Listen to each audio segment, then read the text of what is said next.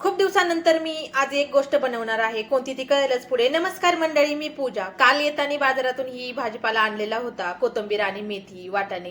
तर सगळं म्हटलं आधी ते व्यवस्थित करून ठेवा, म्हणून काम उरकल्यानंतर मी गॅलरीमध्ये सगळ्या गोष्टी घेऊन बसले. हिरव्या आहे तोपर्यंतच मी त्याला व्यवस्थित करून ठेवत असते. नंतर त्या सुकल्यावरती नीट ठेवता येत नाही. ह्या मिरच्या आणल्या होत्या तर त्याही मी उन्हाला टाकल्या आणि संध्याकाळी बनवायचे होतं मला वडापाव. खूप दिवसानंतर मी हा वडापाव ट्राय करत होते. बहिणीकडून आता हे बटाटे आणलेले होते मी आणि खूप मोठे मोठे बटाटे होते. याचे तर खरं तर मला किस आणि वेपर्स वगैरे बनवायचे होते, पण ऊन नसल्यामुळं ते मी कॅन्सल केलं. बटाटे शिजत होते तोपर्यंत मी देवाची दिवाबत्ती केली आणि लगेचच वडापाव बनवण्याच्या तयारीला लागले. त्यासाठी मी कोथिंबीर, हिरवी मिरची, लसूण आणि कढीपत्ता घेतला.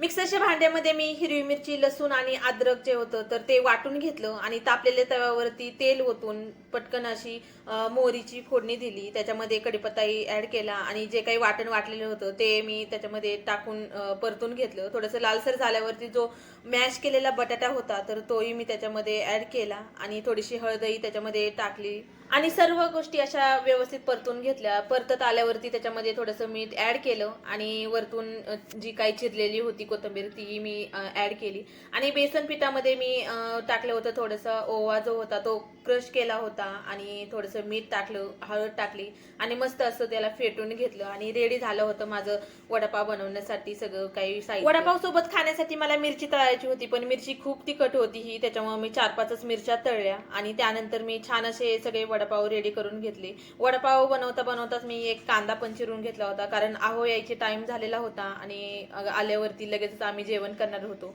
गरम गरम वडापाव खाण्यात काहीतरी वेगळीच मजा असते.